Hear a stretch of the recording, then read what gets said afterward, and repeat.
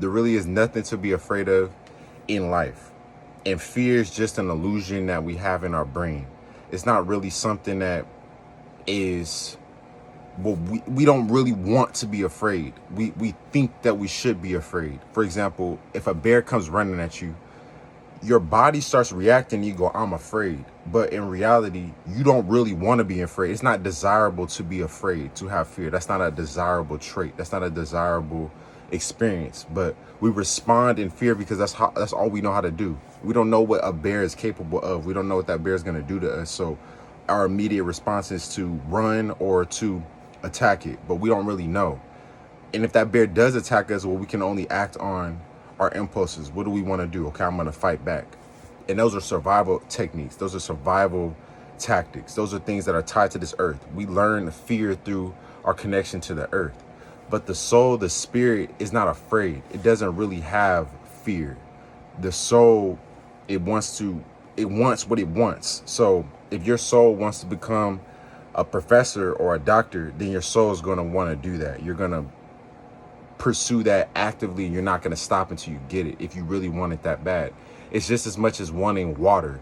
I'm not afraid to go in my kitchen and get water, so I'm going to go and get water. But it might be a little more scary to say, oh, I want to start a family. How do I do that? You know, that's a little bit scarier. So though that starting a family seems like it's harder to do than get water, and it is harder to do than get water, which is why it's more reasonable to be afraid of that. But in reality, we shouldn't be afraid of anything. We should just operate and move and go through life with this childlike curiosity, I really say, and this desire to explore and discover everything, and not be limited by our ego. And our ego is essentially like your sense of self.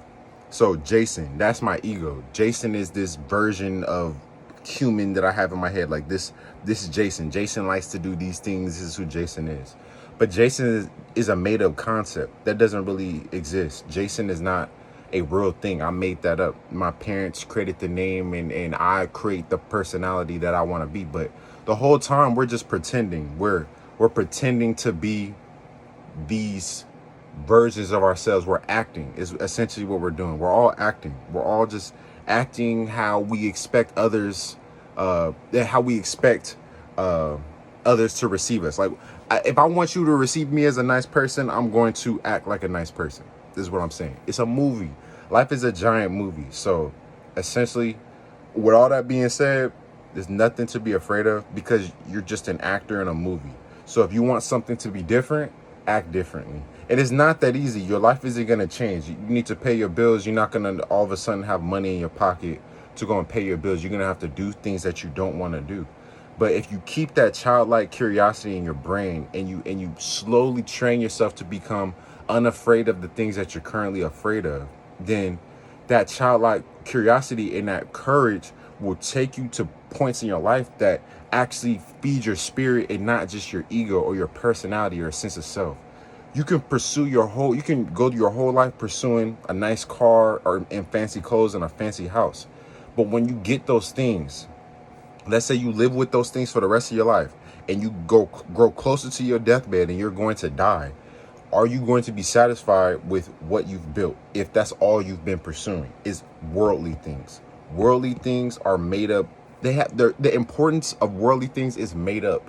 If we made up the word tree for the trees, and we made up the word grass for grass, and mind you, this is just the English language. Everything we've named are made up concepts that we as humans have gone, okay, we're gonna make this sound with our mouth, and that sound is gonna be directed to that word, to that object. So it's all made up. A diamond is a mineral in the ground. It's a rock. Gold is a mineral in the ground. It's ore. It's a part of the earth. Money is made out of materials from the earth. None of that stuff is from a spiritual realm. None of that stuff is that important at the end of the day. We make it important because our society has made it important, but that stuff is not important. And which is why if you chase after money, you'll never find true happiness. And those are just my opinions on that. I just had that on my mind. So thank you for listening. Be blessed. Namaste.